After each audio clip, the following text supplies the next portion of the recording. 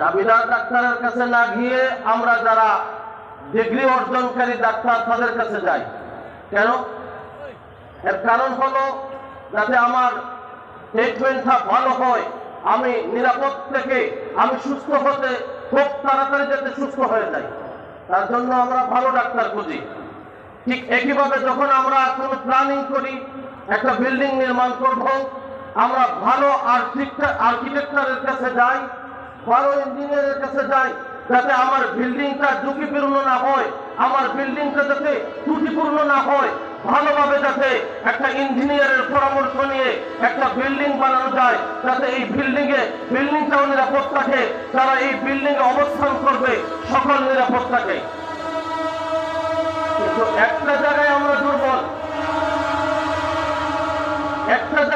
দুর্বল, যখন আমরা দিন শিখি, যখন আমরা দিন সম্পর্কে কোনো জিনিস জানতে চাই, লেবাসদারি যে কারো কাছ থেকে জেনে আমলে লেগে যায়।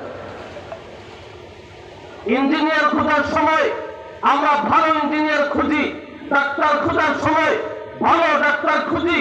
দিন সম্পর্কে জানতে হলে আমাদের এখান থেকে মেসেজ নিয়ে যেতে হবে। লেবাসদারি কোনো আলেমের কাছ থেকে দিন শিখবো না।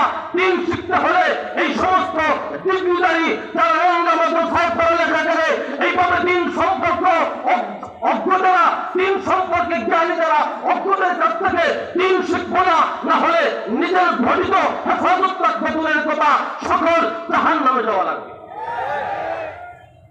আজকে ওলামায়ে কেরামদের লেবাস পরে, একটা লেবাসের দাম কত?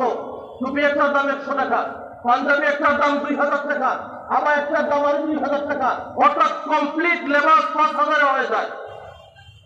এই লেবাসদারি আলেমদেরকে যাচাই করতে হবে, পরীক্ষা দিতে হবে, আপনার ডিগ্রি তালাশ করতে হবে। আপনি যার অনুসরণ করবেন, কোথায় থেকে সে ডিগ্রি অর্জন করেছে, কোথায় থেকে দিন সম্পর্কে এইভাবে শিক্ষা অর্জন করেছে, সব কিছু তালাশ করে তারপরেই তার মাথা হাতে দিনের কাজ করবেন, অথবা নিজে জাহান্নামে হবেন, গোটা জাতিকে জাহান্নামে নিয়ে যাবেন। আজকে ওলামায়ে কেরাম ছাড়া দ্বীনের দাওয়াত কিভাবে হয়? গোটা বাংলাদেশে একদল মানুষ যারা অজু ভাঙবে কিভাবে, নামাজ ওয়াজিব কখন হবে, নামাজ কখন সে পড়তে পারবে, এই সে তার নিজের বডিকে দিন সম্পর্কে দিন পথে চালানোর মতো যোগ্যতা নেই।